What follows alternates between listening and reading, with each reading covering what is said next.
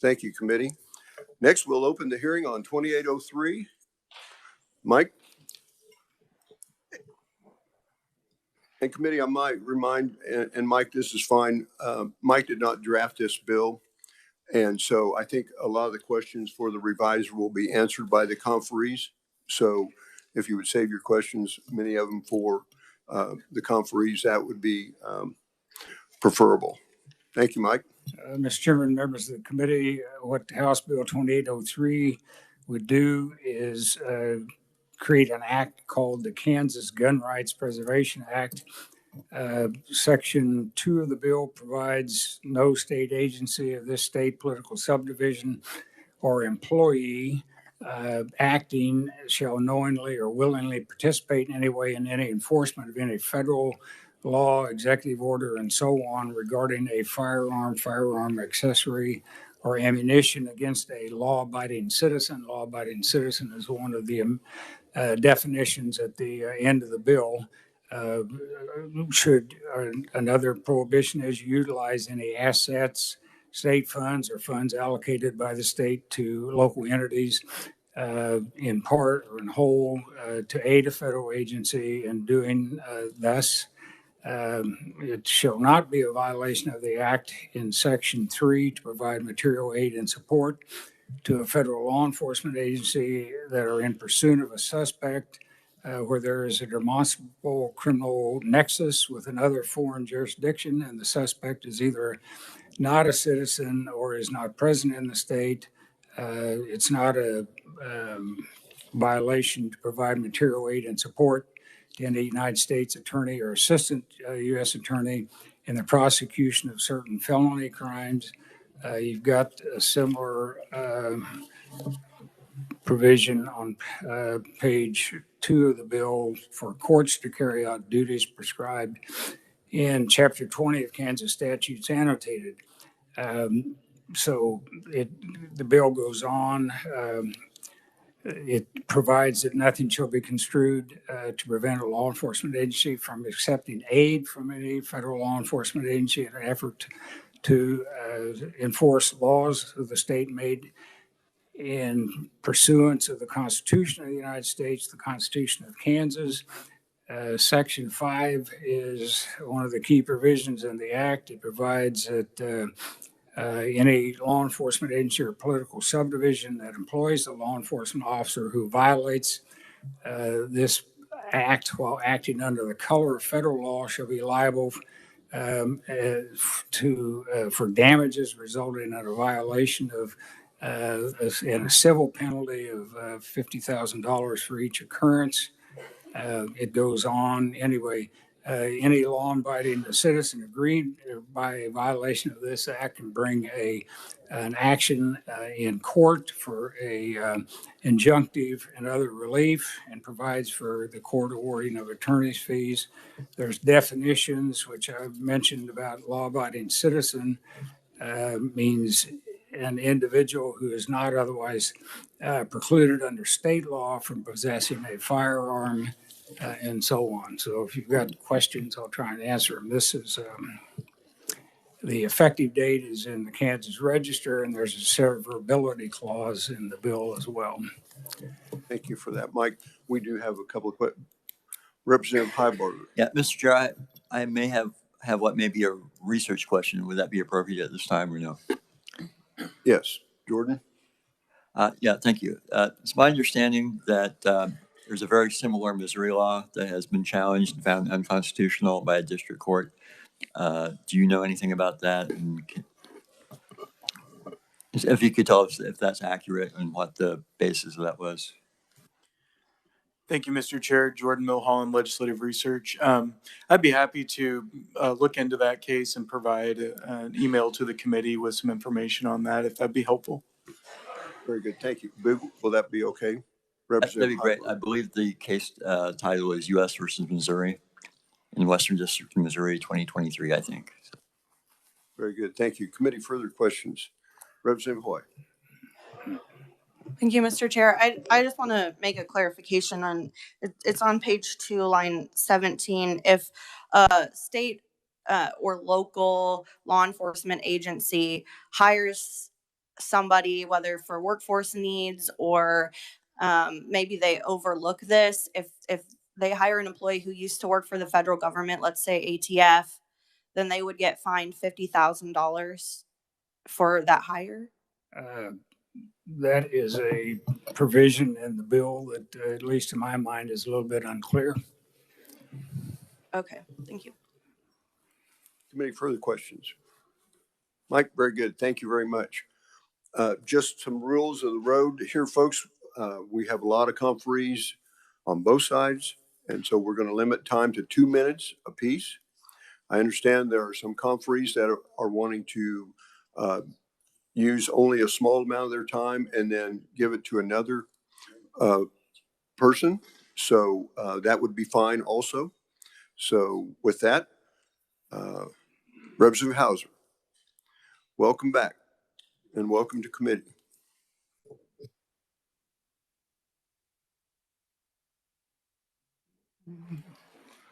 Testing. All right. Thank you, Mr. Chair, members of the committee. It's good to be back. Today, I want to thank you for letting me bring this bill before you today. In a nutshell, it's a 10th Amendment anti-commandeering bill. It is totally constitutional. The 10th Amendment is a part of the Constitutional Bill of Rights. And we have such a short time. I'm going to defer most of my testimony time to Jared Taylor. So whatever time I got left. But hopefully this might clear up some misunderstandings. Law enforcement seems to think that this is totally against them, and it's not. We'll let Jared explain. Jared is a former state representative over Missouri, and he wrote that SAPA over there. So he can answer any questions you have on that kind of thing. So I'm deferring my time to Jared. I will stand for questions later at the appropriate time. Thank you, Mr. Chair. Thank you, Representative. Okay, next we have Representative Schmoy. Welcome to committee. No stranger to this committee. Thank you, Chairman. Thank you, committee. Chairman, I want to thank you for giving us an opportunity to bring this before the committee today. This is such an important topic for responsibly armed Kansans. We are demonized and villainized every day through the media, through politicians, corporations, organizations, and on social media.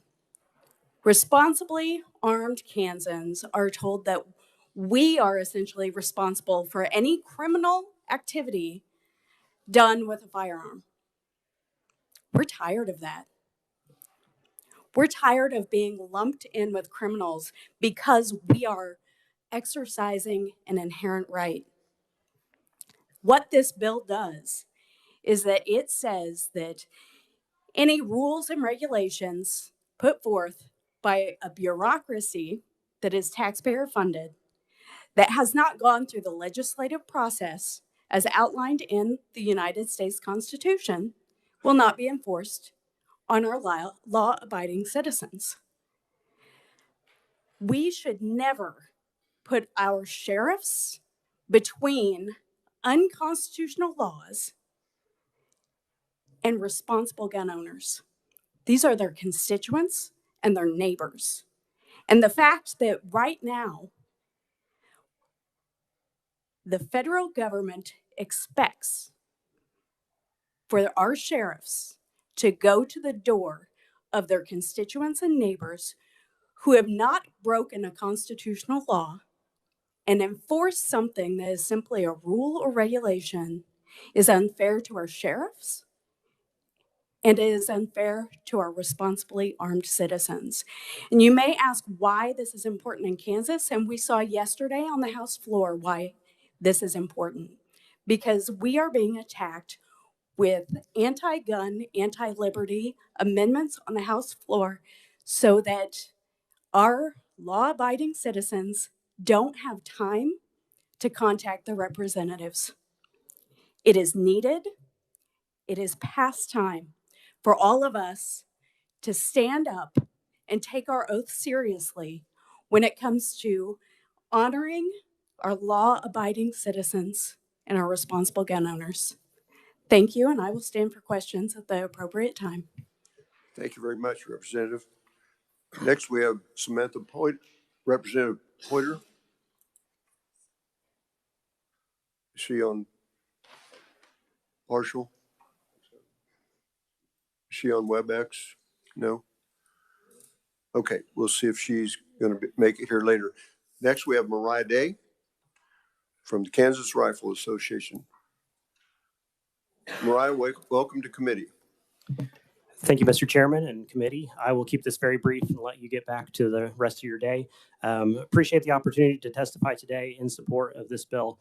As a result of the Kansas legislature's consistent action, our state laws today more closely mirror the principles enshrined in the U.S. Constitution and clarified by the U.S. Supreme Court in its crucial rulings in Heller, McDonald, and most recently Bruin, compared to many other states. Unfortunately, there are far too many examples today of the federal government going beyond its rightful authority, essentially punishing law-abiding citizens. The legislation before you today is certainly not aimed at preventing state or local agencies from working with federal authorities to prosecute real criminals charged with real crimes. The exceptions in the bill make that abundantly clear, and I'd like to state that if there's a way to make that even more clear, our organization would invite that discussion. With that, I'll allow you to just review my testimony that I've submitted and be happy to stand for any questions. Very good. Thank you for that. Next, we have, yes, we're going to do all the questions at the end if we have time. Jared Taylor. Thank you very much and welcome to committee. Thank you, Mr. Chairman, members of the committee. Jared Taylor, here today on behalf of the American Firearms Association in support of House Bill 2803. A little bit about me, as Representative Hauser mentioned, I am a former state representative from Missouri, passed the Second Amendment Preservation Act in Missouri in 2021. Unfortunately, Missouri has term limits and was term limited out 2 years ago, last January. So, excuse me. So here today to talk a little bit about this legislation and how it differs from the Missouri legislation and answer any questions you all might have. First, I'd like to talk a little bit about the anti-commandeering, which this bill is founded upon.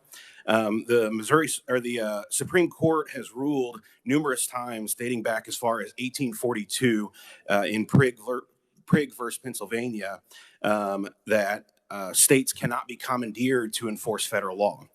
Congress passed a law called the Fugitive Slave Act in 1842 that required states to return fugitive slaves to slave owners. The state of Pennsylvania refused to enforce that law and was sued by the federal government. The Supreme Court ruled that the feds cannot force states to enforce federal law. There are other examples, such as 1997 Prince versus U.S. dealing with the Brady Gun Control Act. In fact, Sheriff Mack, which was party to that, submitted written testimony to you all and talks about the anti-commandeering and how that played a role in what he did as a sheriff. The Supreme Court expanded the anti-commandeering doctrine and ruled that Congress cannot circumvent the prohibition by conscripting the state's officers directly. So they ruled that it would also include state officers, not just the states. There are many other examples, NFIB versus Sebelius, which is more recent. The anti-commandeering was first really introduced by James Madison in Federalist 46, explaining to states that within the 10th Amendment, the way that states push back on an out-of-control federal government is by refusing to comply with federal law or federal enforcement. He recognized that the feds will use states to enforce federal law, and by simply having one state refuse to comply, it would severely cripple the efforts by the federal law enforcement. But if multiple states refuse to comply, it would be nearly impossible for the feds to proceed. The argument that most certainly is brought up in regards to this is the Supremacy Clause. This law violates the Supremacy Clause and is therefore unconstitutional. As I mentioned above, this law is based on the anti-commandeering doctrine. It does not violate the Supremacy Clause. This law does not tell federal law enforcement what they can or can't do in the state of Kansas. We are simply directing our resources what they can and can't do. If we attempted to arrest or demand or inform federal officers that they can't enforce federal law in the state of Kansas, then yes, I would agree that this would violate the Supremacy Clause, but this bill does not do that. So let me talk a little bit about what we saw in Missouri and heard from law enforcement in the state of Missouri. The bill that we originally filed in Missouri had several concerns from law enforcement.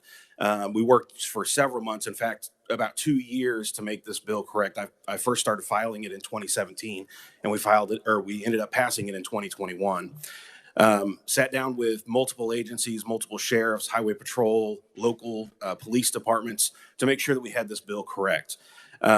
We defined in the law that it only protects law-abiding citizens. We defined what a law-abiding citizen is and who is lawful under state law to own and possess a weapon. It prohibited possessor or a person not able to own a firearm is not considered a law-abiding citizen, and you'll find that on page 3, line 10 through 13 of this bill. This bill doesn't make Kansas a sanctuary state for criminals. Criminals aren't going to flee to Kansas because they think that they can get away with something and come here and avoid prosecution. And you'll find that addressed on page 1, line 27 through 30. This bill does not protect individuals who commit felony crimes, specifically felony controlled substance or felony crimes against a person. As the revisor mentioned, in this bill, there are exceptions. Page 1, line 31 through the top of page 2, line 1 is where that's found. And we also clarified that law enforcement can work with the federal partners to ensure federal resources to enforce any Kansas state law. That's found on page 2, line 5 through 9 of the bill. Thank you very much for that. We'll probably call you up for questions here in a little bit when we get figured out how much time we have. So thank you again. Thank you. Next, I have Diana Muller, Women for Gun Rights. Diana, welcome to committee. 2 minutes. Thank you for having me speak. My name is Diana Muller. I'm a retired police officer. I'm a professional competitive shooter and founder of Women for Gun Rights. Women for Gun Rights is a nationwide nonpartisan organization dedicated to safeguarding the Second Amendment. We believe that firearms education is the key to safety, not anti-gun legislation. I think we all agree on one thing. We all want to be safe. As a police officer for 22 years, I am currently a competitive shooter. I have experience with firearms and violence. Americans are waking up to the reality that they are their own first responders.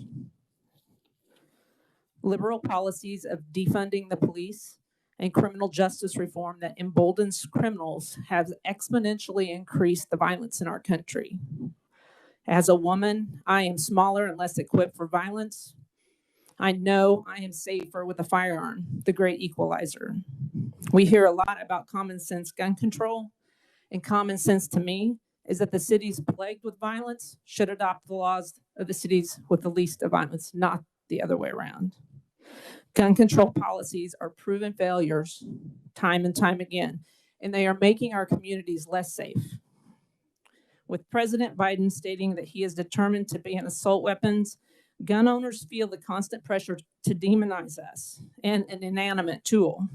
We recognize the agenda to disarm America. Despite the recent Bruin decision that ruled that citizens have the right to carry in public, legislators at the federal level continue to push restrictions. We see the unconstitutional attempts to erode the Second Amendment, and that's why I support this bill. Thank you. Thank you very much for that. Next, we have John Axel.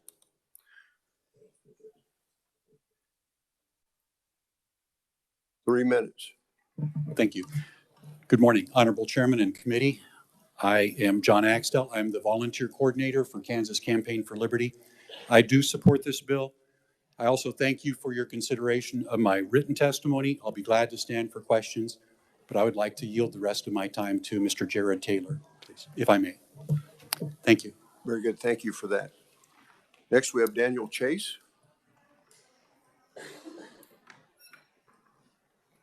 Daniel, welcome to committee. Thank you. I'm Daniel Chase from Oxford. I represent no organizations. Honorable Chairman Carpenter and members of the committee, I've already submitted written testimony, and I thank you for taking it into consideration, but I'd like to give my time to Jared Taylor. Thank you. Thank you very much for that. Committee, next we have Robert Wood. Robert, welcome to committee.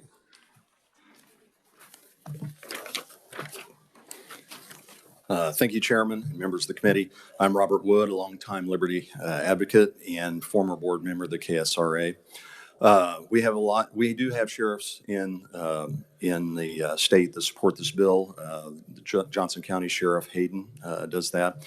If you read Kansas Attorney General Kobach's comments, they're outstanding on this bill. And of course, the Kansas State Rifle Association stands behind this. This bill allows our local county and state law enforcement to concentrate on catching bad guys and serving their communities instead of running around helping the Biden administration go after every nut, bolt, and plastic part on firearms that innocent law-abiding Kansans have legally owned for decades. This bill just protects law-abiding Kansas gun owners.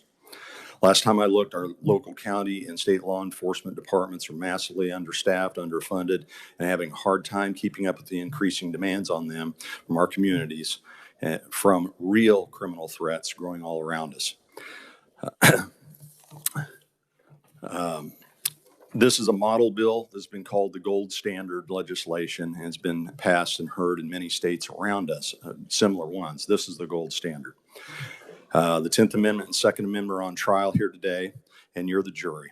We pray that you will stand with this bill and with liberty and pass HB 2803. I'll bind the rest of my time to Jared. Thank you. Thank you very much, Robert. Next, we have Beth Simmons. Beth in committee. Lance, anybody on WebEx? Okay, very good. After that, we have Aubrey Omenson. Okay, well, very good. Well, Mr. Chairman. Yes, sir. I would like that the three who did not testify, that their 6 minutes be given to the former rep from Missouri. So I would like that added to his available time. Very good. Thank you for that. I think that's what we're going to do is call him back up here for, so Jared, you've got about 5-6 minutes here. So continue on. Thank you, Mr. Chairman. So what we learned in Missouri, what we found after making many changes that we did, the last one, as I was wrapping up, was we clarified that law enforcement can work with their federal partners to enforce any Kansas law, and that's found on page 2, line 5 through 9, specifically in this legislation. Once these changes were made in Missouri, the law enforcement associations, sheriffs, police chiefs association, either were supportive or became neutral on the bill. And many law enforcement, we heard from individual officers, were very supportive. As you heard just a minute ago, law enforcement, they don't want to be out there enforcing Joe Biden's gun control on pistol brace. Or on bump stock, or whatever the flavor of the day is for the ATF, that they're going to redefine what a weapon is or what a piece of plastic is. They don't want to be doing that. We're putting them in harm's way when we're allowing the federal enforcement to come in and commandeer our resources to enforce those laws that Kansans don't agree with. That our citizens, they've been able to have those items for decades with no issues. And so at first, once the Missouri law passed, there was a knee-jerk reaction by our law enforcement. They pulled out of all federal task forces. They pulled back their officers from those the individual task forces. And as you all know, there are many task forces across a variety of agencies in the federal government, and they pulled all of those back. Once the bill was implemented and they started researching and started figuring out what they could and couldn't do, they realized that wasn't necessary. They allowed their officers to start working back in those task forces again. They realized that they could do that, and so it changed a little bit how they operated, but they were still able to operate as they did. They just had to make sure that it was against someone that was not a law-abiding citizen, which is what most of those task forces go after. They go after the really bad guys. That's what we consistently heard from law enforcement is we need to go after the really bad guys. And this bill, with the exceptions in it, gives law enforcement the ability to do that.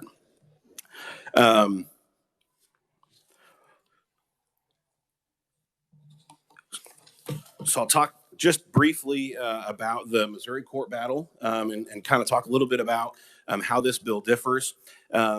In February of 2022, after about 6 months of Missouri's bill being implemented, we received a notification that the DOJ filed lawsuit against the state of Missouri for this bill. We were in front of Judge Wimes in federal district court in Kansas City. We received his decision in May of 2023, and it was in favor of the DOJ. Judge Wimes put a stay on his own order, which meant SAPA was still left in place at least temporary until it was heard at the next level. Judge Wimes' decision did not make a ruling or discuss the core of the bill, which is the 10th Amendment.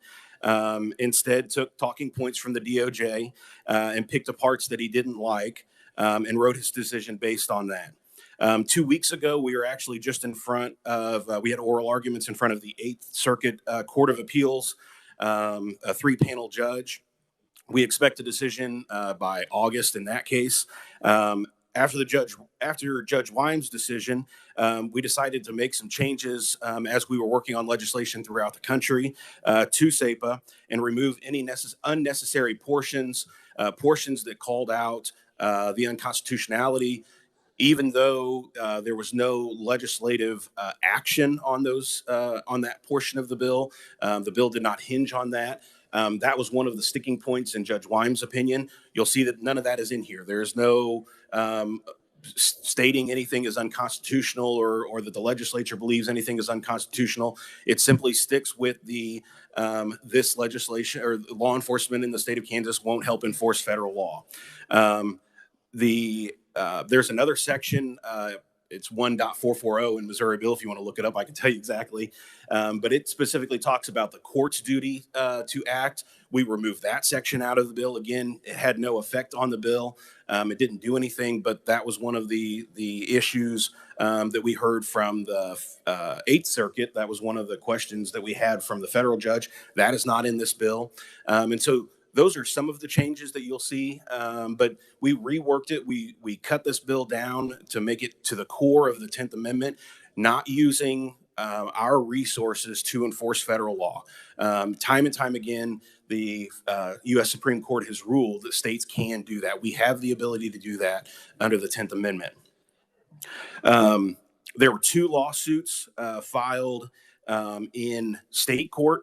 One was a lawsuit was filed in Kansas City, St. Louis, and Columbia went together and filed one. And then another one was more of a clarification. They wanted the court to kind of clarify some questions that they had within the bill. It wasn't necessarily on the constitutionality. They just wanted clarification. Both of those bills are still going through the process. It has gone to the Missouri Supreme Court. The Missouri Supreme Court did not rule it unconstitutional. It actually remanded it back to the judge and asked for more clarifying or to further his decision. And so that's where we stand on Missouri's bill. You may have seen that the Supreme Court, the Kansas City Star came out with an article saying that the Supreme Court refused to take up SAPA. Well, that's not the case. It was simply we were trying to get the Supreme Court to allow the stay that Judge Wimes put in place to continue through while we were going through the 8th Circuit. Right now, The stay is not in place, so SEPA is not in effect in the state of Missouri. But I talked with law enforcement a lot, and they say after they figured out really what was in the bill, they've been able to operate just as they have. They haven't had any issues. There's been no successful lawsuits. The civil penalty has not been applied in any situation. So I'd be happy to answer any questions if there are any. Very good. Thank you. And committee, we may go ahead and take questions of Jared at this point in time as a proponent. And if there's someone else that you would like to ask a question for or of that testified earlier, that's fine too, but we'll take questions from Jared here for a few minutes. So Representative Ruiz. Thank you, Mr. Chairman. And Representative, thanks for being here this morning. Thank you. Are you an attorney? I am not. Okay, you do a good job. You have linguistic skills as an attorney, so. Thank you. When does a law-abiding citizen become a non-law-abiding citizen? So the law defines what a law-abiding citizen is, and it's a person who is not a prohibited possessor in the state of Kansas. But then it also has, so that would be a individual that has been convicted of a felony would be a prohibited possessor. Other than that, though, there are other exceptions in the legislation, and you'll find those. Sorry, I moved my paperwork around.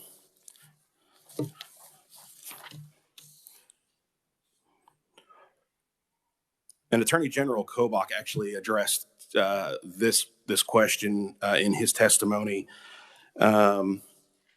So anyone that commits a felony controlled substance crime would not be considered a law-abiding citizen, or the exemption would apply, or felony crimes against a person. So think someone who has committed rape, murder, any felony crime against a person. There are robbery, there are many.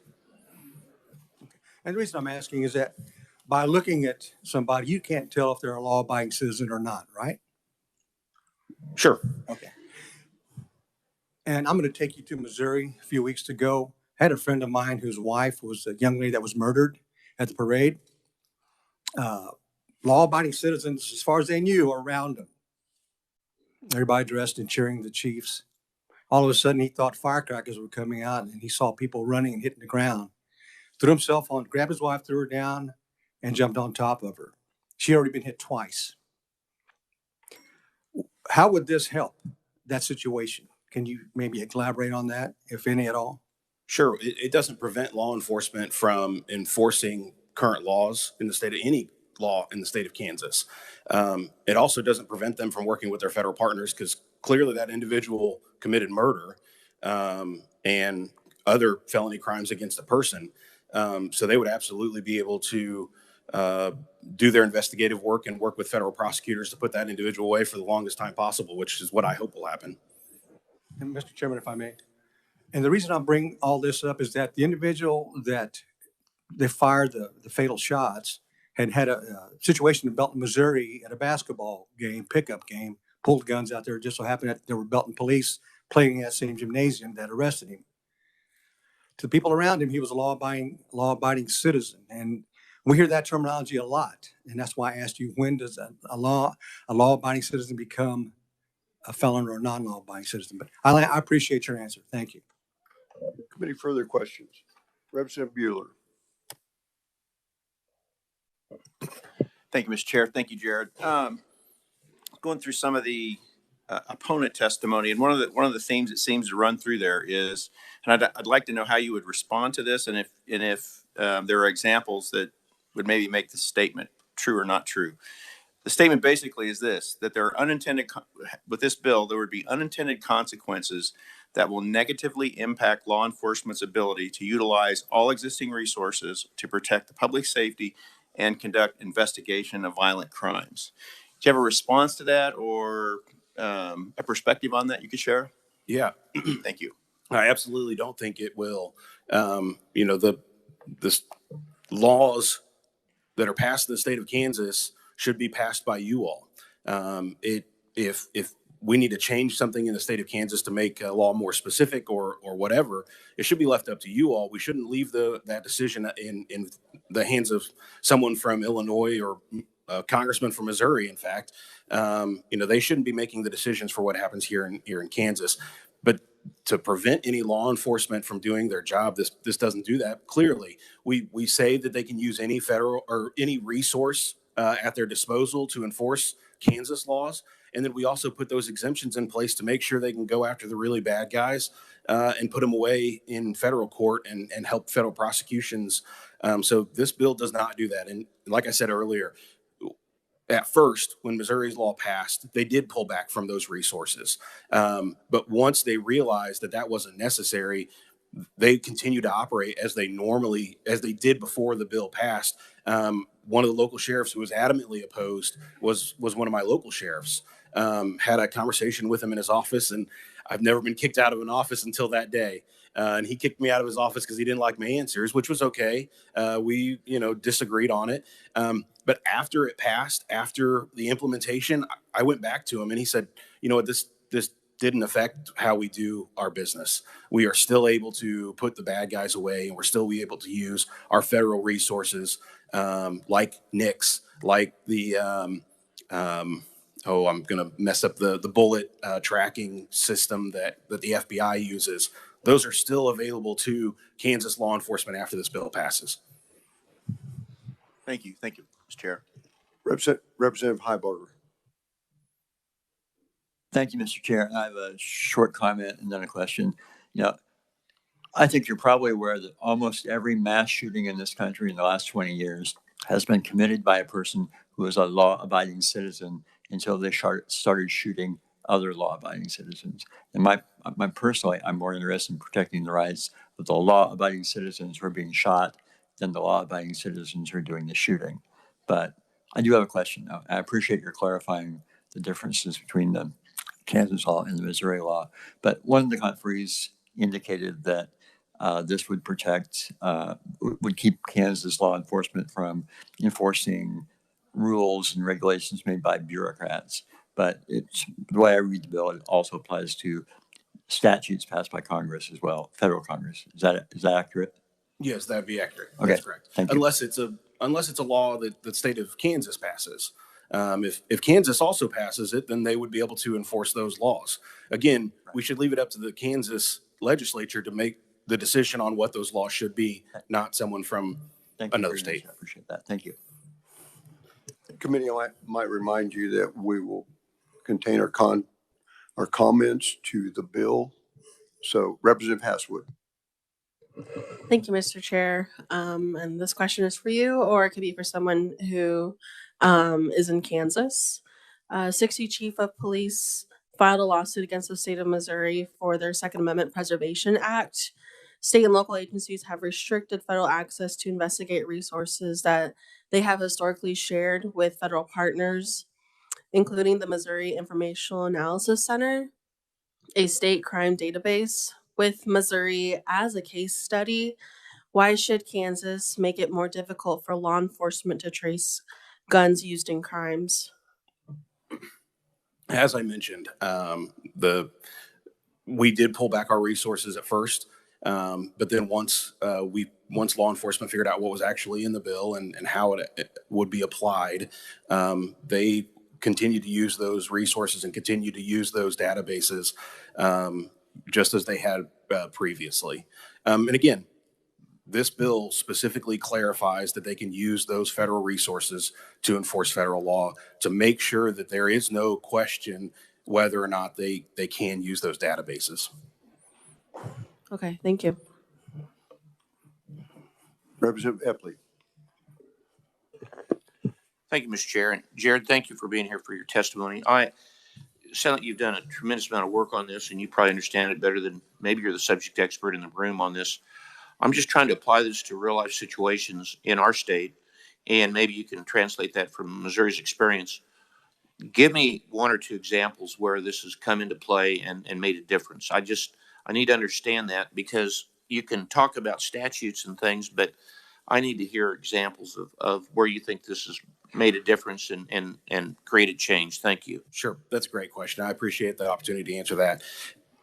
This bill would protect. So right now in the state of Missouri, our laws, and similar in Kansas, our laws almost mirror federal law. We have it in statute, right? And so your law enforcement, it's not going to be much of a change because it's almost mirrored. Where it would differ, though, is when the ATF comes out with a new regulation saying bump stocks are now fully automatic weapons. So a piece of plastic that you can attach to your rifle somehow becomes, by the way, after they've made the ruling over a decade ago saying that no, these aren't, these are just a piece of plastic. It's just an extension of the firearm and the stock. Well, now they've said, well, no, it's not. And this would protect Kansas officials, law enforcement, from going in and having to enforce that on law-abiding citizens who had that piece of plastic, who doesn't make it a machine gun, clearly by the law that was written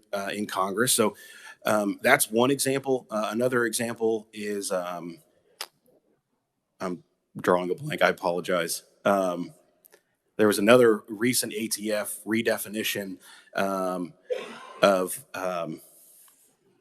thank you, pistol braces. I knew it would come to me in a minute. Thank you, Representative Hauser. Pistol braces. Again, same thing. They are now redefining those as short barrel rifles. That is not a SBR. That is not the definition of an SBR. And so, again, a piece of plastic that's attached that helps individuals with handicaps to be able to enjoy the sport of shooting, to be able to defend themselves if the need were to arise. It makes them more accurate. And so that is another perfect example where the ATF has redefined something that I think that the majority of Kansans would say should not be outlawed. It should not be against the law. And again, if it should, then you as a Kansas legislature should pass that. It shouldn't be up to bureaucrats in Washington to redefine what that is. So those are two perfect examples of how that would be immediate. Thank you. Thank you, Mr. Chair. Representative Haskins.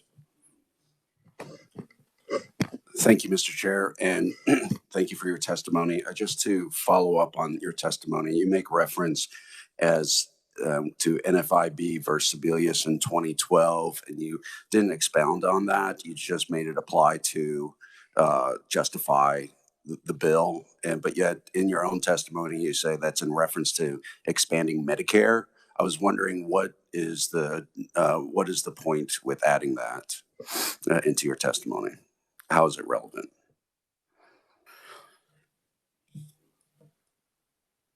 It's on your first page of your testimony. Yeah, so I apologize. I kind of briefed over it due to timing, but in the Supreme Court, in NFIB versus Sebelius, the court ruled that states can't be forced to expand Medicare, and further that the federal government can't withhold funding to those states as punishment. Okay, and how is that tied to this bill? Well, so it's also anti-commandeering. The states can't, the feds can't force states to expand Medicare if they choose not to, and then on top of that, they can't withhold the funding. So it would be very applicable to law enforcement. They can't force us to do something that you as a legislature disagree with, and then they also can't withhold the funding because you're not doing that. If it's being offered to all states, they can't simply pick and choose what states they're going to give the money to. So it was very applicable. It's just another anti-commandeering example. The anti-commandeering is the funding, and that's similar to guns? Well, so anti-commandeering would be the requirement to pass Medicaid expansion in order to get the funds. So yes, it's a carrot and a stick. They're requiring you to do something in order to get the funds. The Supreme Court ruled that they can't do that. And I appreciate that. And my last question is, I appreciate you making reference to page 1, lines 27 to 30, in reference to making this a safe haven for criminals to come. My follow-up question to this, because I don't see in the bill, is that it deals with anything of if an underage individual commandeers a gun from a law-abiding citizen and uses that gun to create a crime, is the law-abiding citizen now held accountable for they are to be the ones protecting that weapon? Do you have that in Kansas law? I'm asking you, sir. Well, I'm asking if it's in Kansas law enforcement can absolutely prosecute on that. But again, that should be left up to you. You should make that decision whether or not you want that as the law and get the agreement of the legislature. So the bill does not prevent that, correct? Well, the bill doesn't prevent law enforcement from enforcing Kansas laws. Thank you very much.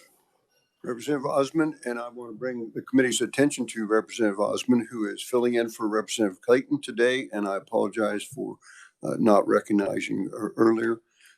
But anyway, That's your fine. question. Thank you very much, Mr. Chair. Okay, so imagine Kansas Highway Patrol stops a car that has been traveling across state lines. They happen to be drug dealers. They've got fully automatic guns in their car. Or there is a mass shooter as well that has been stopped by law enforcement. In either of those situations, they are the mass shooter or the people in the car are law-abiding citizens according to the definition in this legislation, which is they have not previously been convicted of a crime. They are legally able to carry those guns. The case is too big for the law enforcement. They refer it on to federal prosecutors. Under this legislation, it says that they shall be fined $50,000. Not may, shall be fined. Why is it that we are hampering law enforcement from conducting their investigations and going about routine procedures in order to keep criminals off the street? Yeah, so let me clarify. This bill does not do that at all. Any of the above.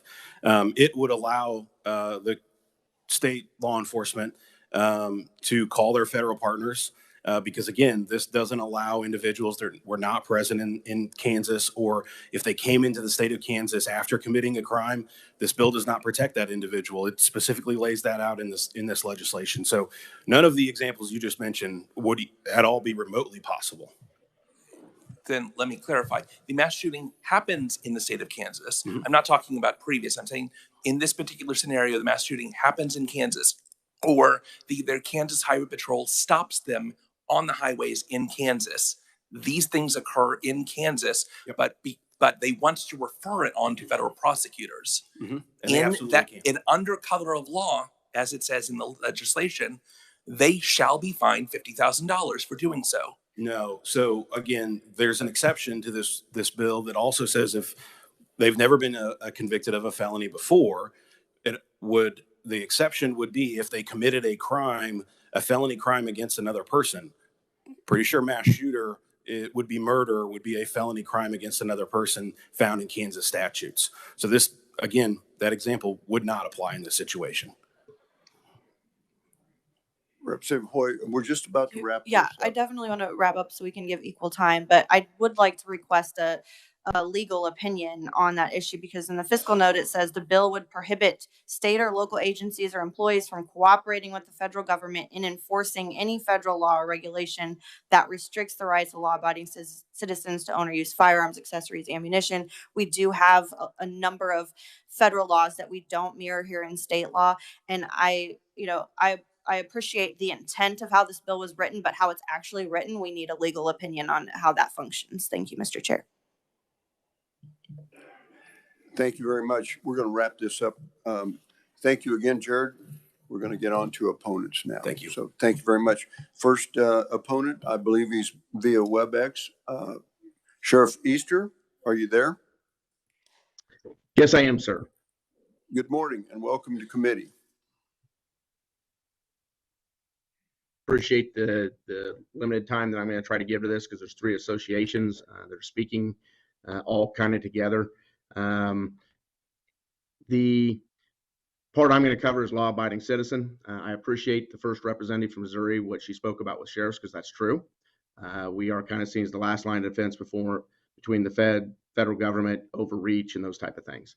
However, what I will tell you is there is a lot of confusion about law-abiding citizen. And we've been asking for examples. The committee has. I have an example right now. 3 weeks ago, we stopped a car. They're not precluded from owning a firearm.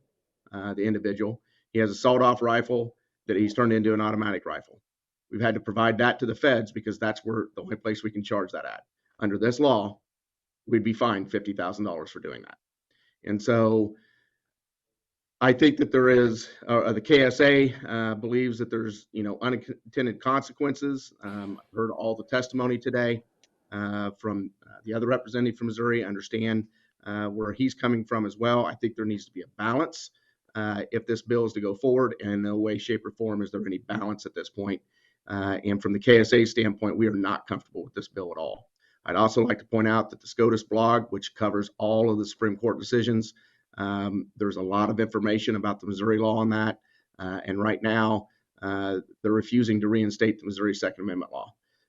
If it's going through court, I don't think that here in Kansas, we want to be in that as well. I think we need to see how that plays out. And then I'd like to see some discussions with actual law enforcement agents or associations, KHP, KBI, to see how we can get more comfortable with this. Because if you want to scare law enforcement off, fine us $50,000. Thank you. And would you be available for questions at some point in time? If we get time. Yes, sir, I will be. Very good. Thank you. Next, we have Lieutenant Brandon Moore, Kansas Peace Officers Association. Brandon, welcome to committee. Thank you for your time, sir. I'm representing Kansas Peace Officers Association. Excuse me. What I want to talk about is the clarity of this this act. Section 2, in short, it prohibits participating in any way of federal enforcement of a firearm law using our assets in whole or part for federal enforcement. While Section 4 states accepting aid from the feds is not prohibited, it is unclear whether that aid can be requested by Kansas law enforcement. It seems it only applies if the federal agency offers to assist us at that point in time. At that time, information has to be shared between us and the federal government in order to look further into these crimes or what it is that we're looking at. That leads to the federal investigation. If they open a federal investigation based off the information we passed forward, we are now liable for that $50,000 fine that has been placed. Violation of the bill. Should we receive help from federal agency, whether requested or not, the person being investigated will obviously find a reason to believe that we have violated the new act. This is why they pay defense attorneys.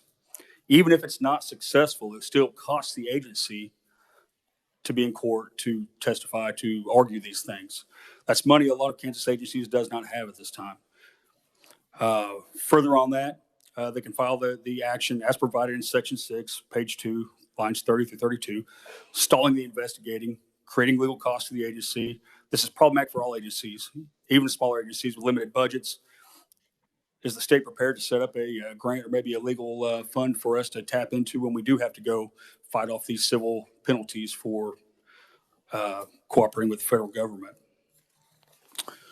Moving on with that, exemptions. The exemptions are too narrow in this act.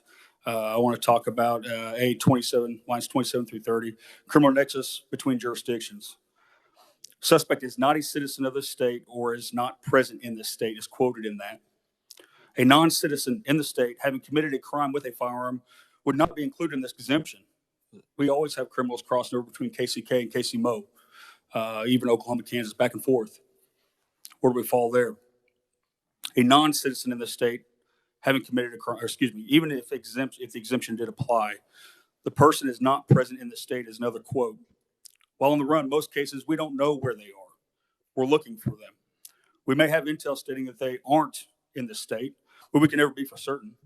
And if we tap into the resources of the United States Marshal's Office, who commonly track down these criminals across state lines, have we now stepped into the federal realm? Have these laws that may be a federal law have to open up an investigation on the federal court based off the information that we provided? Again, we're tapped into a $50,000 fine. I want to talk about exemption 3B, aiding in a federal prosecution. Exemptions would not apply if contained in Articles 57, 58, or 63 of Chapter 21, Kansas statutes. 57, controlled substances. Article 58 is property. 63, public safety. Those articles don't include homicides, shootings, rapes, human trafficking, domestic battery, and many other violent crimes which are common with firearms. Number 54, crimes against persons is not included in that exemption. Number 55, sex crimes is not included in that exemption. That's a problem. It's not clear on local and federal officers working on crime-related task force either, as we saw in Missouri, or existing U.S. Marshal's Office in apprehending persons on federal crimes. I'm going to go ahead and close out with the scope of House Bill 2803 is unclear and overwhelmingly broad. And with the exemptions allowed, they leave far too many violent crimes uncovered. This pulls a ton of resources from our local law enforcement when we're trying to help with these laws or these crimes that have been committed in the state of Kansas, and we're trying to protect our local communities. I'll take questions later, please.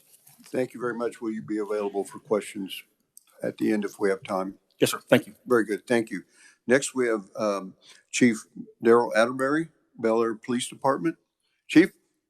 Good morning. Good morning. Mr. Chair, committee. I'm Daryl Atterbury, and I'm representing the Kansas Association of Chiefs of Police. And first and foremost, I want to let you know that we're not up here in opposition to the bill for anything other than what's in the bill. This isn't to us a red issue or a blue issue. It's just there are parts of this that we find objectionable. And we have concerns because some of it is vague, some of it is unclear, and I'll touch on starting with Section 5. And that's where it sets out a civil penalty if someone were to sue us in court over this, as they're instructed to do in the bill. It says a $50,000 penalty. No, we've heard that, a $50,000 penalty, but it's just not a $50,000 penalty.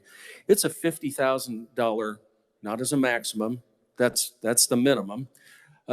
It's per employee involved.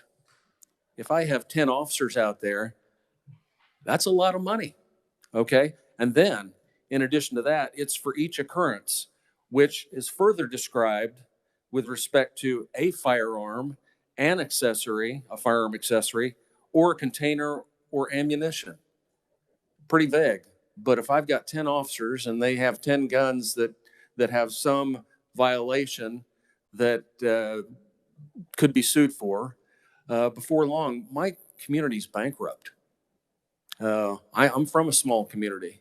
A lot of these things will happen maybe in small communities. We need to ask the feds for assistance many times because I can't have all the big expensive toys, but I need to call people, the feds, who have the big expensive toys to help us out.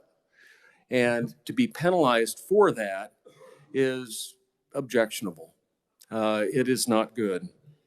We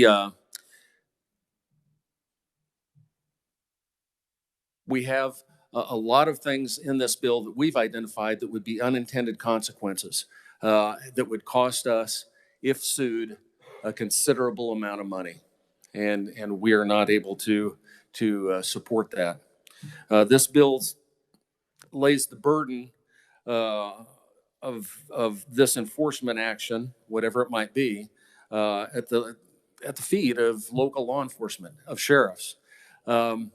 This is our associations would support requiring a legal challenge to something by the state into any such federal actions that we would take, but we can't support laying the burden of federal overreach on Kansas law enforcement. Now, I would end with saying that if the feds pass something, it's going to be a year or so before Kansas catches up, even if we want to pass, even if you want to pass legislation for that same thing. And in that interim, are we going to be fined if we decide to take action on something that's been passed on the federal level that you just haven't caught up with? I think that's an issue. Thank you for your time. I stand for questions. Very good. Thank you. We may call you for questions a little bit later on. Next, I have Colonel Eric Smith, Superintendent, Kansas Highway Patrol. Colonel, welcome to committee. Good morning, Mr. Chair. Ladies and gentlemen of the committee, it's always a pleasure to have the opportunity to come and speak with each of you. And in the interest of time, because I'm joined by so many of my colleagues whose statements today that I stand in support of, I would point you to my written testimony and encourage you to read exactly why the Kansas Highway Patrol strongly objects to the bill as it is written.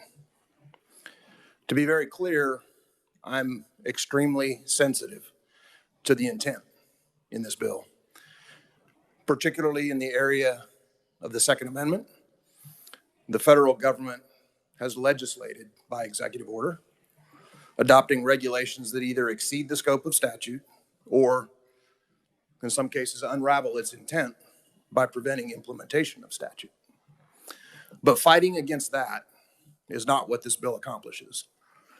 The area where this bill seeks to push back against federal overreach, in this case merely hampers city, county, and state law enforcement. Those of us in this room who are only interested in enforcement of those gun laws that have been statutorily enacted, either by those of you in this room or by your contemporaries in the U.S. Congress. Bills that have been debated, bills that have been deliberated, and statutes that have been passed after tallying accountable votes. This bill is not anti-commandeering. It actually prohibits voluntary cooperation, not compelled cooperation, voluntary cooperation, and collaboration under massive penalty fine, under penalty of massive monetary fines. I've talked to dozens of ATF agents over the years, and I know to a person that they don't want to chase the nuts and the bolts and the other gun parts owned by law-abiding citizens. That includes the pistol brace that I own. And they don't ask us to do that either. Having served over 3 decades, 10 years here in the state system, and over 20 years in the federal law enforcement system, I can tell you unequivocally that leveraging all resources in the fight against terrorism, drug trafficking, human trafficking, violent crime, a host of other public safety issues, leveraging those resources is the only way to keep Kansans safe. It can be done without this bill, and it can be done without infringing on the Second Amendment. I want to point out that there is one glaring void in the comparison between state law and existing federal law that would jeopardize state law enforcement, and that's the federal prohibition by a person under indictment for a felony. That doesn't exist in Kansas law. So the point being, and I'll wrap it up, someone out on bond for a violent felony who has not yet been convicted of that crime, and they possess a gun, they're off limits from state law enforcement under the provisions of this bill.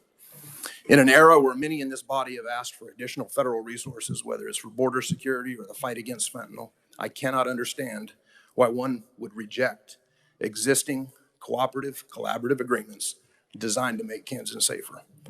Thank you for your time. Very good, thank you. And will you stand for questions at some point in time, if we have time? Very good, thank you. Next, we have Bob Stewart, Executive Officer, Kansas Bureau of Investigation. Bob, welcome to committee. Thank you, Mr. Chairman, members of the committee. My name is Bob Stewart. I'm the Executive Officer for the Kansas Bureau of Investigation. Just as the Colonel, I also have 30 years of law enforcement experience, some at the state level and some at the federal level. So I think he and I are uniquely suited to be able to address this issue. I will not repeat what he said, but I will echo what he said and wholeheartedly agree with him that I do not believe that this is the appropriate method for dealing with the political issue. Simply put, this bill misunderstands the complicated nature of federal and state cooperative law enforcement opportunities and investigations. And what it does is inappropriately puts the liability on law enforcement, on state law enforcement with those $50,000 fines. Remember, we are here trying to, in the light of this committee, trying to define what law-abiding citizen is. We also heard that we are only after the really bad guys. How do we define law enforcement citizen and really bad guy when we're on the front side of an investigation trying to determine, A, what crime happened, B, who committed it, C, is it a violation of state law or federal law? They're very difficult front side determinations. And now this bill would put the liability on the state and local partners to defend that at some point in time in the future. That is not the appropriate place to put it. Simply, the other observation I would make, and then I'll finish my comments. Most of the bad guys I've dealt with in 30 years, in the long run, even if they've been convicted, still would call themselves a law-abiding citizen. They have the right to come into court under this law, under this bill, and sue. That's going to take significant resources from our communities and from our law enforcement to have to deal with that. This isn't just the guy who might have nuts and bolts that the ATF disagrees with. This is anybody who wants to say they're a law-abiding citizen can come in and sue. And with that, I'll stand for questions. Thank you. You'll stand for questions here in a little bit. Very good. Thank you. Grace Springer, Students Demand Action. Grace? No stranger to this committee. Welcome. Thank you. My name is Grace Springer, and I'm a junior at Olathe East High School, and a volunteer with the Kansas chapter of Students Demand Action. Today, I'm here to state my opposition to Bill House Bill 2803, a dangerous bill that would undermine the enforcement and effectiveness of federal gun safety laws. March 4th of 2021, a firearm was brought into my school. I was in advisory when the announcements came on. It said to have teachers check their emails, and my teacher was not there that day, so we had to call down to another room. It said to have teachers lock their doors. And when that happened, rumors started floating around. At first, we had thought someone had been stabbed, but then after a text message from one of my friends at Olathe North, it was confirmed that there was a shooting at my school. My classroom froze after finding this information out. And for a moment, there was silence as people tried to process how and why this was happening. Then we all began making calls to our parents and friends. And I didn't start crying until I called my mom. Not being able to be with her in that moment was one of the hardest things I had ever had happen to me. And I told her if anything did happen to me, I loved her very much and that I was so glad that she was in my life. After we had all finished calling, we sat around the classroom waiting to hear news. For hours, there was limited information given, and an officer knocked on our door later, and the classroom froze. I remember holding my friend's hand and my breath as I waited for information. He asked if there was anything suspicious in our classroom, and we had waited so long to leave that classroom, stepping out of it felt like foreign territory. There was hallways lined with FBI officers, police, firefighters, medics, bomb squads, and deputies. We should be focusing on ways to prevent school shootings from happening in the first place, instead of it making harder for this bill to enforce law and respond to them. This bill just encourages waiting for these events to happen and responding after, instead of responding to these things before. Firearm deaths are the leading cause of death in children and teens, as 86% of gun deaths in Kansas are by firearm suicides, and that's an average of 311 deaths per year. Every year, nearly Grace, we're going to continue on the bill, please. Okay. Thank you. Thank you. I remember when we were released from my classroom, and I did my best to move down the hallway without panicking. My class was then escorted to the drop-off locations, and I was put on a bus over to the local middle school. As I was entering, I saw my mom waiting for me outside. Not being able to run and hug her was deafening. I broke down and started sobbing when I was ushered past her. I waited for her to sign and pick me up for what felt like an eternity. When my family went to dinner that night, I was unable to eat anything, and it was so hard for me to process that I had just been in a shooting. One study found that households that locked both firearms and ammunitions were associated with a 78% lower risk of self-inflicted firearm injuries and 85% risk of unintentional firearm injuries among children. Kansas has the 21st highest mortality rate by firearms in the U.S. Our goal should be to lower these, not increase it. Undermining the enforcement of federal laws would only make things worse, and I urge you to vote no on this bill. Thank you. Very good. Thank you very much.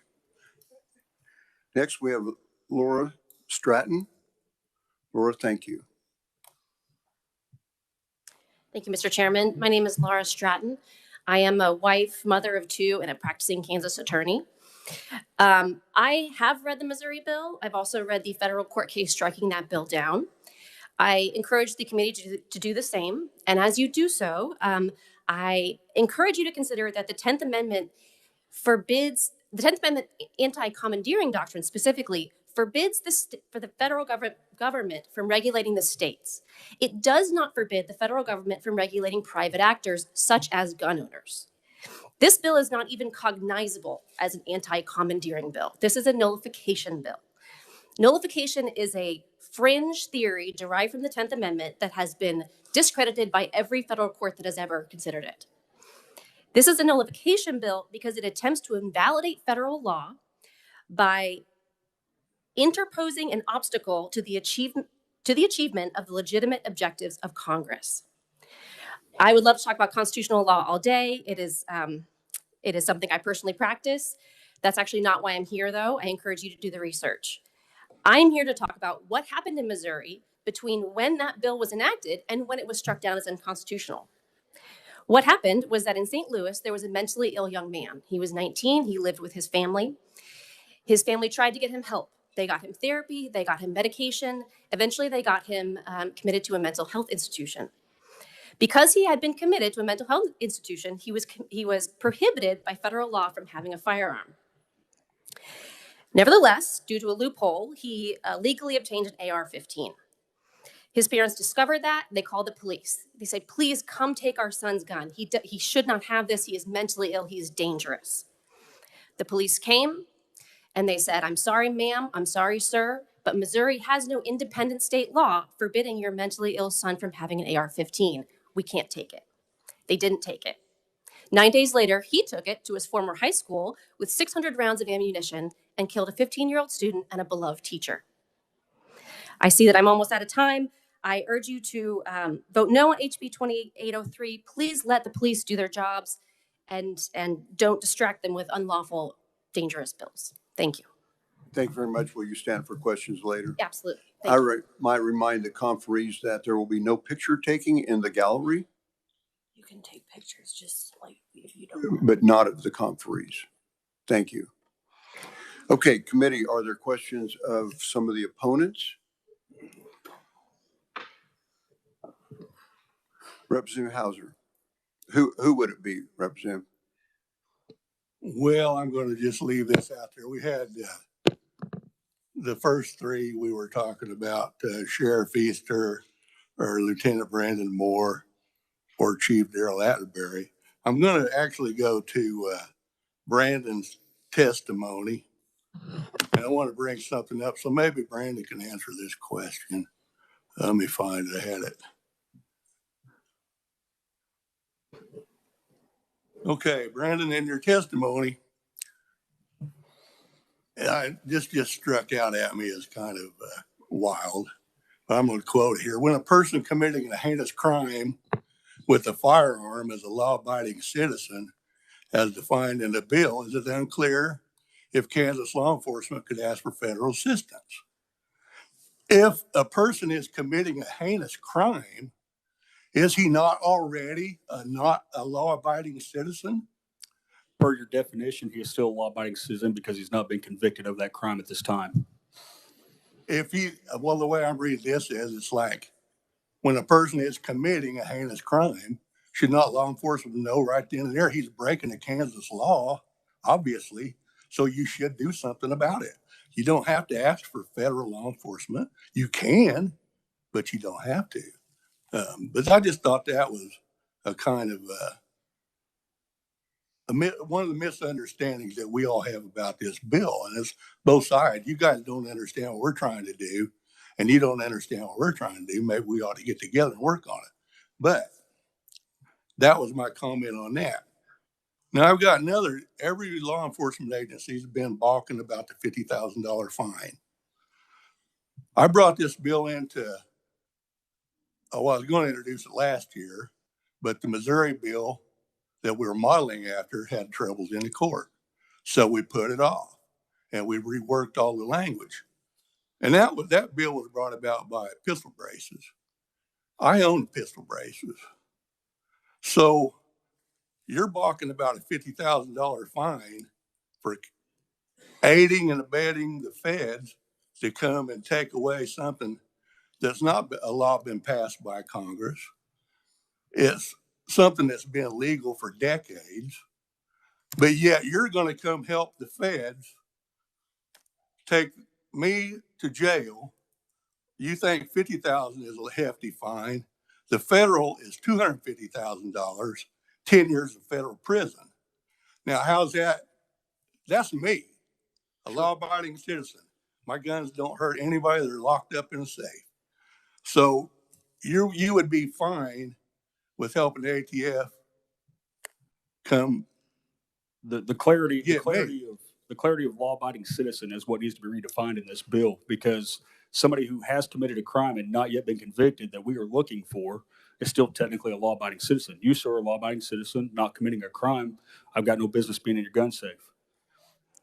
When somebody goes out and commits a heinous crime, that's even in the exemptions that are here does not actually include other chapters that should technically be in there for person crimes, we're tied. We're tied up on that. And if we do reach out and the federal government opens that investigation, now myself, my officers, anybody I send an email to, the jailer that fingerprinted the person to submit the card to the federal government is now liable for a $50,000 fine because that's information related to the federal government. The definitions are the problem. Thank you, Mr. Chair. That's the only one I have for now. Thank you. Representative Hoy. Thank you, Mr. Chair. I have a question for Executive Officer Bob Stewart with KBI. Thank you for being here. When your department is dealing with fentanyl trafficking and fentanyl cases, do you have any idea how many of those involve illegal guns? Probably all of them. Thank you. Do you see ways that this bill could interfere with the ability to cooperate with federal agents to combat the fentanyl crisis? Yes, ma'am. In fact, I would refer you to my written testimony where I mentioned that Director Mativi just signed a memorandum of understanding on behalf of the KBI with the United States Postal Service investigative branch. One of the things we realize in the fight against fentanyl is being trafficked through the mail and through FedEx and not the traditional way in some old car driving across I-70. It's being done much more through the mail. So in an effort to deal with that, we are cooperating with our federal law enforcement authorities to try and interdict in the mail facilities and find new ways to do that. Certainly, weapons, as defined by this bill and defined by federal law, weapons parts, the nuts and bolts pieces, the braces, can all be delivered through the United States mail. Are they also, do our interdiction efforts with fentanyl get crossed up with interdiction efforts that the federal government has with what they believe to be illegal, whether we politically agree with that or not? At the other nuts and bolts level, the agents and the officers trying to figure out how to interdict the fentanyl problem now have to sort of figure out how does this bill potentially affect that work. Thank you. You're welcome. Committee, further questions? Representative Epley, and who would you like? Thank you, Mr. Chair. And yes, I'd like to call back Colonel Eric Smith for a quick question. Very good. Thank you. Thank you, Mr. Chair. Eric, I listened carefully to your testimony, and I just want to make sure I encapsulate this correctly. It sounded like you laid out 5 or 6 scenarios that are the unintended consequences that could arise from enactment of this bill, as opposed to being responsible for carrying out changed federal guidance on bump stocks and pistol augmentation. I just wanted you to have an opportunity to make sure I got that right, because it seemed like the unintended consequences in your mind from your position, sir, and I respect your position eminently, far outweighed these circumstances that this would help in this bill. Do I have that correct, sir? You do, sir. And if I could elaborate, I mentioned from my perspective, and I echo Lieutenant Moore, it's the definitions in the bill, and it's the potential loopholes that put law enforcement in jeopardy and subject to the peril of a $50,000 fine. Again, I mentioned the instance where there is a disparity between federal law and state law with respect to prohibited persons. And that's really what I'm focused on here today, is how do we effectively enforce gun laws against people that we can all agree shouldn't have guns. So I mentioned in my testimony the instance of the disparity where in state law there's not a prohibition against somebody under indictment for a felony, or somebody who's been charged with a felony and probable cause has been found. State law doesn't cover that.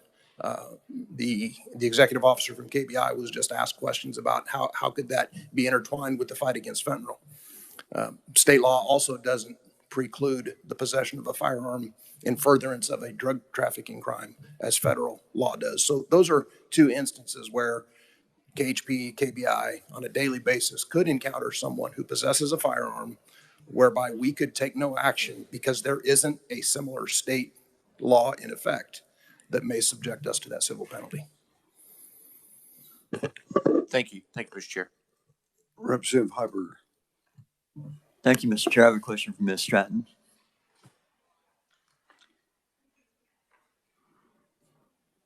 So thank you for being here today.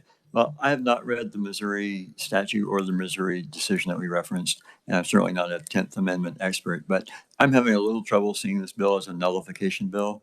And could you explain a little more why you think that it is? Certainly. So nullification is a theory that says when states disagree with the federal law, when they believe that federal law violates the Constitution, they can ignore it. The reason that is unacceptable is because of the Supremacy Clause. The Supremacy Clause says that federal law is the supreme law of the land. One of the ways that the Supremacy Clause can be violated is through preemption, specifically conflict preemption. One definition of conflict preemption is when state law interposes an obstacle to the achievement of the legitimate objectives of Congress. So Congress is trying to regulate gun owners. They're trying to describe what is a law-abiding gun owner citizen. The state is coming in and saying, actually, no, we have a different definition. So it is getting in the way of Congress's objective. Thank you. Representative Haskins, and who would you like to call? Thank you, Mr. Chair. If I could have Colonel Eric Smith, please.